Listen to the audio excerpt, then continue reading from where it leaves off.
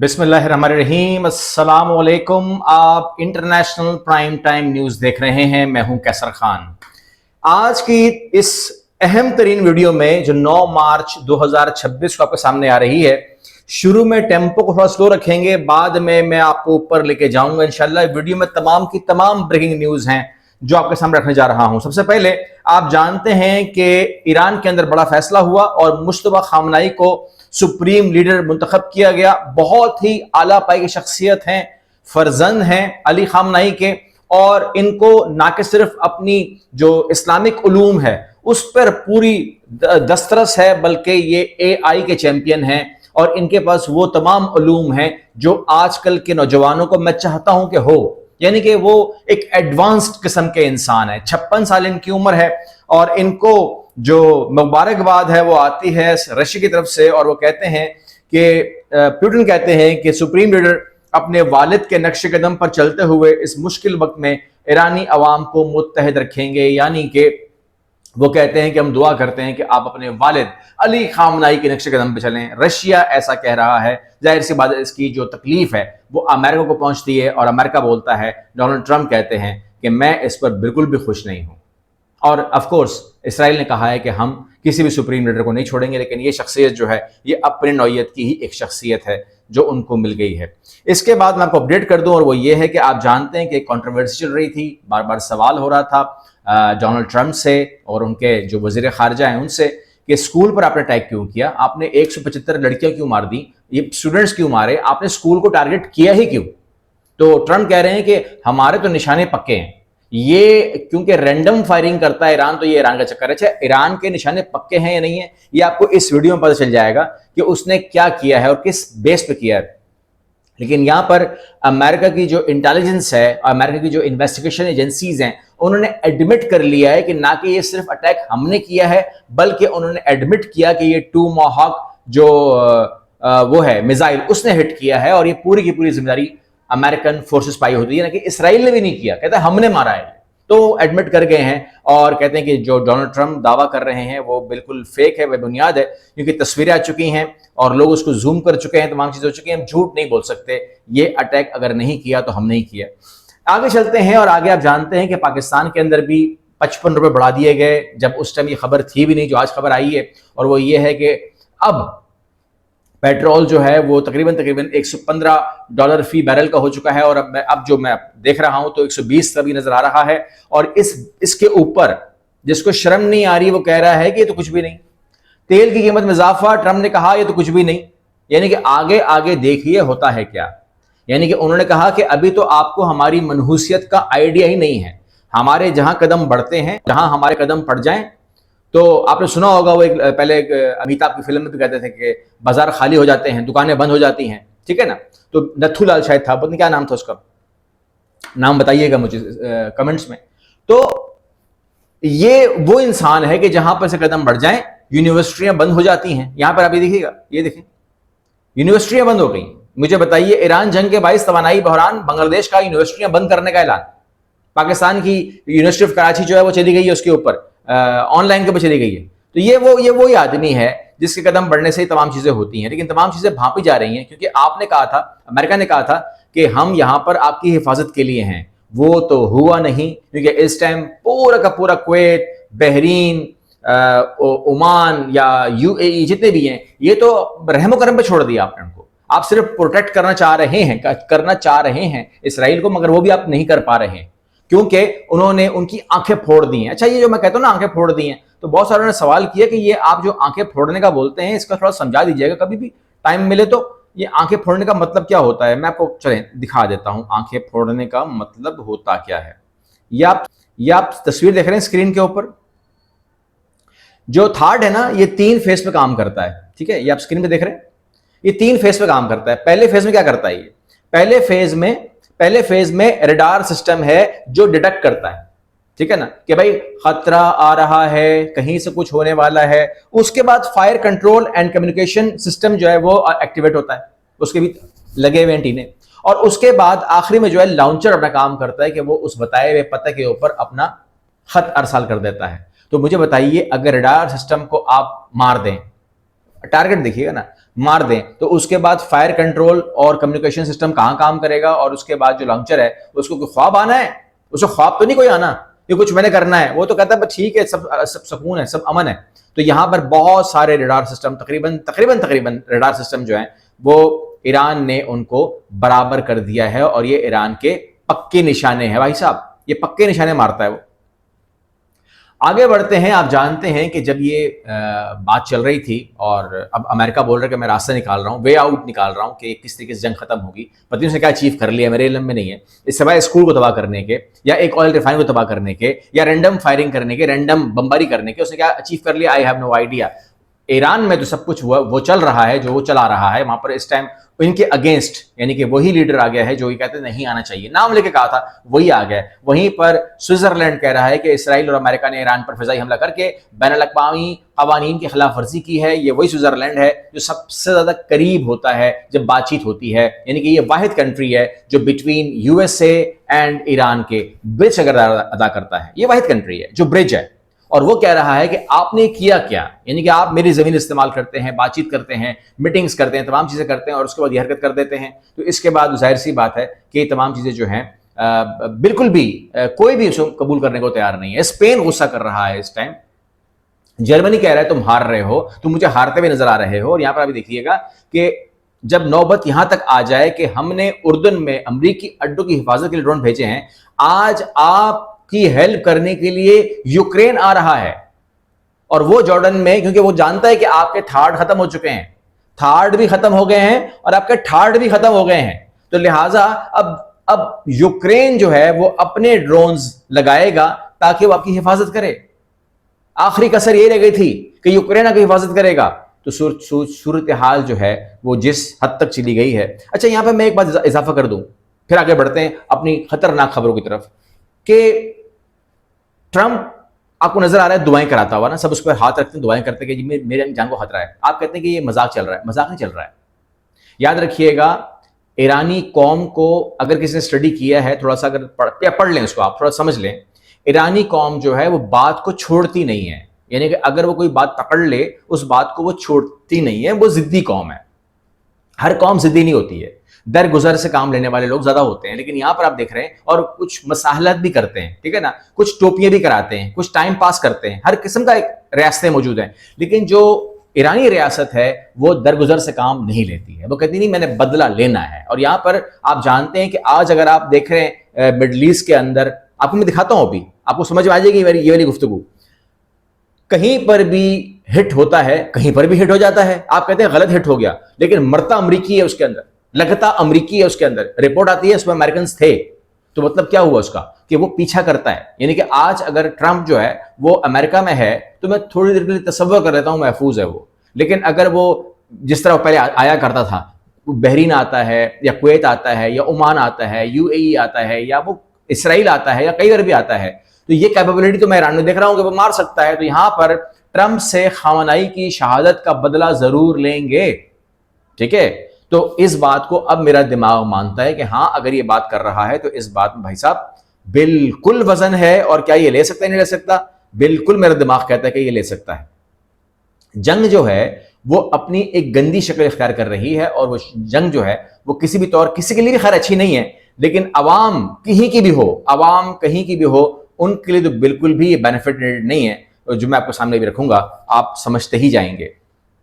सबसे पहले जो रियासत कर रही है इसराइल की, वो चाह रही है कि किसी तरीके से भी मिडल ईस्ट और ईरान जो है वो आपस में जंग शुरू कर दें।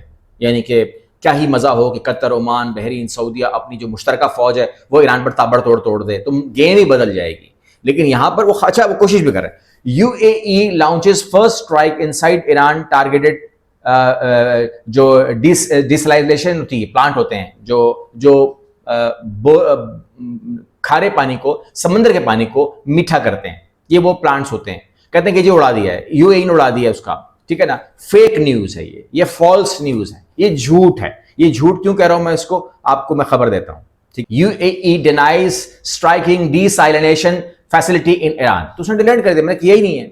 क्योंकि अगर इस किस्म के प्लांट्स के ऊपर अटैक होगा तो याद रखिएगा कि ये मिडिल ईस्ट की बात हो रही है, और अगर ईरान की बात करेंगे तो 4% वो समंदर के पानी को साफ करता है अपनी आवाम के लिए। 96% वो दरियाओं से, कुओं से, जेर जमीन से, यहां से वहां से वो मीठा पानी इसको मिलता है।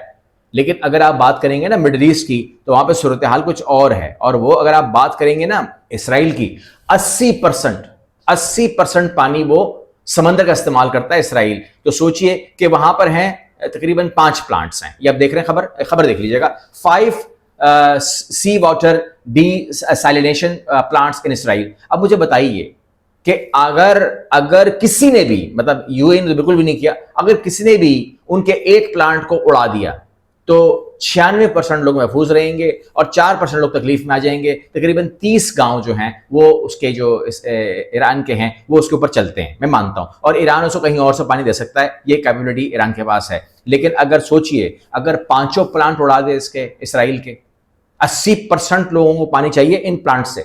समंदर का पानी पीते हैं ये लोग। तो मुझे बताइए ये कहां खड़ा हुआ होगा और ये क्या क्या रास्ता दिखा रहा है उसको। मैं कतर, ओमान, बहरीन की बातें नहीं कर रहा हूं, वहां पर भी सूरत हाल यही है, ठीक है। लेकिन मैं इनकी बात कर रहा हूं। अब जो गुफ्तगू हो रही है, जो भारी पड़ रही है, जिसकी वजह से जंग बंद करने की बात ट्रम्प कर रहा है, या कह रहा है मैं नेतन्याहू से मीटिंग करता हूं, फिर बात करता हूं, फिर जवाब देता हूं आप लोगों को मैं क्या फैसला करने वाला हूं, बड़ा फैसला करने वाला हूं। यहां पर अगर आप कतर का बयान देख लें, कतर कह रहा है कि जी ट्रम्प को उसने कहा है कि यहां पर सूरत हाल इंतहाई गंभीर है, ठीक है। हालांकि कतर ने बातचीत की है ईरान के साथ बैकडोर के ऊपर, उसके मामला हल हुए हैं, लेकिन वो कह रहा है कि हालात गंभीर हैं। इस तरीके से सऊदी अरब कह रहा है हालात गंभीर हैं, ओमान कह रहा है गंभीर हैं, बहरीन कह रहा है मैं तबाह बर्बाद हो गया हूं, हालात गंभीर हैं, ठीक है। यहां पर सूरत हाल ये है कि, और ट्रम्प कहते हैं ये तो कुछ भी नहीं, ये तो कुछ भी नहीं है। अब इस मरहले में हम थोड़ी सी बात कर लेते हैं कि मैंने आपसे कहा था कि उसके बारे में कहा गया कि ईरान जो है वो ऐसे ही फंबल मारता रहता है, यहां वहां फायरिंग करता रहता है। अब आप खबर देखते हैं जी, कुवैत गवर्नमेंट बिल्डिंग जो engulf by flame after reported drone attack, ठीक है ना। कुवैत के अंदर एक बिल्डिंग को टारगेट किया, कुवैत के अंदर एक बिल्डिंग को टारगेट किया। ये कैसी बिल्डिंग थी? ये कैसी बिल्डिंग थी जो सरकारी बिल्डिंग थी। ये एक ऐसी बिल्डिंग थी जहां पर लोगों को तनख्वाहें मिलती हैं, तनख्वाहें जनरेट होती हैं और फिर वो सरकारी लोगों को देते हैं। इस बिल्डिंग को क्या जरूरत थी कि ईरान ने टारगेट किया? बड़ी अच्छी बात है। सवाल तो आ गया हमारे पास, फिर जवाब आता है इसका। After the loss of key facilities at Al Ali Al Salem air base, US forces transfer their command and control operation to the building of the Kuwait social insurance fund, ठीक है। जब उनकी अली अल सलीम एयरबेस तबाह हो गई तो पूरा का पूरा बोरी बिस्तरा उठाया अमेरिका ने और वो कहां शिफ्ट हो गई थी? सोशल इंश्योरेंस फंड इस बिल्डिंग में शिफ्ट हो गई थी। और उसी बिल्डिंग के ऊपर जो है क्यों अटैक किया? मतलब भाई अगर शिफ्ट हो गई थी तो क्या ईरान को ख्वाब आ गया था कि इसी बिल्डिंग में चले गए मारो? नहीं, it took China only hours to locate it and Iran destroyed it with a drone, ठीक है। चाइना को घंटे लगे ढूंढने में कि ये लोग गए, शिफ्ट कहां हुए, ठीक है ना। अब आप समझ रहे हैं बात को, यानी कि आप कहते हैं ना चाइना कहां है, रशिया कहां है। चाइना ने कहा कि चाइना को लगे हैं कुछ घंटे ये ढूंढने में कि ये लोग किधर शिफ्ट हुए हैं। जब शिफ्ट हो गए, चाइना ने कहा भाईजान Kuwait social insurance fund building देखी है, हाँ उड़ा दो, वहीं पे बैठे हुए हैं। तो ये सूरत हाल जो है ये पेश आ रही है। आपको और खबरें दूंगा मैं भी, जो उनके हैक्स हो रहे हैं, तमाम चीजें हो रही, तमाम चीजें बताऊंगा। लेकिन एक वीडियो देख लीजिएगा पहले से पहले। आप जानते हैं कि एक लड़की थी, वो इसराइल का सोशल मीडिया चलाती थी और टिकटॉक बनाती थी और अपने सोशल मीडिया पे प्लेटफॉर्म पे करती थी, और वो मजाक उड़ाती थी फलस्तीनियों की माओं का। अपना मेकअप करती थी, आप स्क्रीन पे देख रहे होंगे, मेकअप करती थी और उनके बच्चों को बनाती थी कि वो रो रहे हैं, उनके होंठ फट रहे हैं, उनके सर फट रहे हैं और वो तड़प रही हैं, और फिर वो कह के मारती थी। हमारा दिल जलता था, हमारा दिल बहुत जलता था, क्योंकि हम सोचते थे कि या अल्लाह आप भी ये देख रहे हैं, मैं भी ये देख रहा हूं, मैं बेबस हूं, आप भी ये देख रहे हैं, तो क्या ये लोग जिंदगी भर हंसते ही रहेंगे, हम जिंदगी भर रोते ही रहेंगे? अल्लाह की तरफ से आवाज है कि नहीं, ऐसा नहीं होता, ऐसा नहीं होता। जब उन्होंने ऐसा किया तो हर आदमी भुगतेगा। आप स्क्रीन पे देख रहे हैं, वो औरत उसी प्लेटफॉर्म पे बैठकर आज धाड़े मार मार कर रो रही है कि मेरा ये मर गया तो मेरा वो मर गया, मेरा घर तबाह हो गया, मेरी तमाम चीजें तबाह हो गई हैं। रो रही है ना आप, तकलीफ होती है ना, निकलते हैं ना आंसू। हम नहीं चाहते कोई रोए, कोई तड़पे, लेकिन कभी भी आप वो हरकत ना करें जिससे दिल आजारी हो किसी की। आम जिंदगी में भी कभी किसी की दिल आजारी मत कीजिएगा, वरना यहां से यहां आने में इतनी देर लगती है। अक्सर आप सुनते थे ना कि लेबनान के अंदर या गजा के अंदर या हर जहां पर भी उनको एजुकेशन करवानी होती थी कि भाई निकलो यहाँ से, तो एसएमएस आता था हम हमास के पास या हर के पास आता था कि जी हम जो है ना यहाँ पर हमला करने वाले हैं, आपके पास 2 घंटे निकल जाओ, 1 घंटे निकल जाओ। अब देखें कि ये इसराइल के मोबाइल का ये शॉट है जहां पर Iran wants Israeli via SMS US radar destroyed flee the country, निकलो निकलो मरने वाले तुम यहां से, हमने तमाम के तमाम उनके जो रडार हैं तबाह कर दिए हैं, वो अंधे हो चुके हैं। अगर जिंदगी की अपनी कोई ख्वाहिश है जीने की, जो कि उनको सिर्फ जीने की ख्वाहिश है क्योंकि उनकी लिए दुनिया जन्नत होती है, तो वहां से निकलने की कोशिश करो। निकले कहां? यानी कि जब से जंग शुरू हुई है मैं तो ये खबर देखता हूं, जितने भी कॉरेस्पॉन्डेंट हैं इसराइल के अंदर वो तो यही खबर दे रहे होते हैं कि सबके सब बंकर में छुपे हुए हैं, एक आदमी भी रिस्क लेने को तैयार नहीं है। वो अलग बात है कि बंकर्स के अंदर खाना नहीं मिल रहा, बंकर्स के अंदर वॉशरूम्स के मसले हैं, सब मसले हैं, गवर्नमेंट को वो कोस रहे हैं, गालियां दे रहे हैं, तमाम चीजें कर रहे हैं, अपनी जगह चल रहा है, लेकिन सूरत हाल जो है वो इंतहाई अबतर से अबतर नजर आ रही है। तल Aviv is under heavy bombardment, Iranian missiles are hitting multiple areas causing explosion and heavy destruction. Boom, boom, boom. ये खबरें हम सुनते थे गजा के लिए कि रैंडम फायरिंग हो रही है और डिस्ट्रक्शन हो रही है और हर तरफ बूम बूम बूम हो रहा है। आज तल अवीव के जो सूरत हाल है, मैं 2 तस्वीरें देखता हूं, अब ऊपर गजा होता है, नीचे तल अवीव होता है, मुझे फर्क मुश्किल हो जाता है कि ये तल अवीव इसमें कौन सा है या गजा कौन सा है। ये सूरत हाल बना दी गई है। बहरहाल जो इसराइल है वो क्लेम कर रहा है कि ईरानी हमलों में 13 इसराइली हलाक और 1900 से ज्यादा जख्मी हो चुके हैं। वजारत सेहत तस्दीक, मैं थोड़ा सा इसको मैं कबूल नहीं कर सकता कि आपके 1900 जख्मी हो जाएं, जख्मी ज्यादा हुए होंगे क्योंकि जिस तरीके से बम्बारमेंट हो रही है वो तो लिहाज ही नहीं कर रहा है आपका, और सिर्फ 13 आपके मरे होंगे, इस बात को मैं जरा सा क्लेम नहीं कर सकता। अगर बहरहाल वो अपनी मौतों को मार रहे हैं, बड़ी बात है। अच्छा, आप कहते हैं कि अब वो किस तरह रोकेंगे इनको, मतलब जो इसराइली हैं उनको रोकना मुश्किल है, क्योंकि उनको जिस तरह आप लाए थे ना, उनको आप अयाशी का पैगाम देकर लाए थे, यहां पर आइए, समंदर होंगे, डांस होंगे, शराब होगी, कल्चर होगा, मजा आएगा, आप लोगों की अयाशियां होंगी, घर फ्री मिलेंगे, गजा वालों को भगाएंगे, आपको घर दिलाएंगे, वेस्ट बैंक से हटाएंगे, आप लोगों के बड़े बड़े घर बनाएंगे और आप लोगों की अयाशियां ही अयाशियां होंगी। एपिस्टीन का घर याद है ना, वो बना देंगे आप। अब समझ लो इसराइल का घर जो है वो जजीरा है एपिस्टीन का, वो बना देंगे। वो लोग इस आसरे में आए थे, लेकिन हैं वो कलमन ड्यूल नेशनल हैं, भागने को तैयार, वो भाग सकते हैं, लेकिन अब उनको जो एक बार फिर वही मजहबी गाना सुनाया जा रहा है कि यूएस ट्रूप्स वर टोल्ड, ठीक है ना, war on Iran was all part of God divine plan. कहता यार ये तो जंग हमने शुरू की ही नहीं, ये तो सारा का सारा अल्लाह की तरफ से डिवाइन है, हमने तो किया नहीं है। मुझे बताइए कि अब आप लोगों को यह बोलना पड़ रहा है कि ये जंग ट्रंप ने नहीं शुरू की है। आप कहीं सोचें कि ट्रंप ने शुरू की, ना ना ना ना, ये तो अल्लाह का डिवाइन है, डिवाइन प्लान है जो आपके सामने आ रहा है, ठीक है ना, हमने तो की नहीं है। इसके ऊपर 200 फौजियों ने कंप्लेन दाखिल की है सुप्रीम कोर्ट के अंदर कि ये ट्रंप का हुक्म है, पेंटागन का हुक्म है, या मेरे आर्मी चीफ का हुक्म है, या ये अल्लाह का हुक्म है। जरा मुझे अलग तो करके दें, मैं किसकी जंग लड़ रहा हूं, मैं कर क्या नहीं लगा हूं, मतलब मुझे पता ही नहीं ना कि मैं क्या कर रहा हूं, मैं किसकी जंग लड़ रहा हूं, मैं क्यों लड़ रहा हूं, उसको पता ही नहीं है। तो कह रहे मुझे क्लियर कर दें, मैं इसराइल के लिए लड़ रहा हूं, या मैं अल्लाह के लिए लड़ रहा हूं, या मैं अमेरिका के लिए लड़ रहा हूं, क्योंकि उनके लिए ये अलग अलग बातें हैं, ठीक है ना। वहां पर जहाद फी सबिलिल्लाह का कोई चक्कर नहीं है, वहां पर सिंपल हिसाब किताब है कि मुझे बताएं मैंने करना क्या है। तो यहां पर सूरत हाल ये है कि हालात बेकाबू हैं और दुनिया के अंदर इतनी तकलीफ, यानी कि याद रखिएगा अमेरिका ने अपना जंग शुरू की है, इसराइल ने शुरू की है, ईरान के ऊपर शुरू की है, इसके अंदर बांग्लादेश में यूनिवर्सिटी बंद हो, इसके अंदर आपके घर में तकलीफ आई है। ये तकलीफ में आपको याद रखिएगा, कमेंट कीजिएगा। मैं आपको कब से कह रहा हूं कि याद रखिएगा ये बात हमारे घर पे आएगी, हमारे घर पे आएगी, हमारे घर पे आएगी। आज मुझे उस इंसान की तकलीफ है जो मोटरसाइकिल लेके निकलता है और वो एज ए राइडर काम करता है, फिर फूड पांडा करता है, या वो बाइकिया करता है, या वो कुछ भी चीज कर रहा है, और वो 55 रुपए फी लीटर गवर्नमेंट उससे नोच रही है।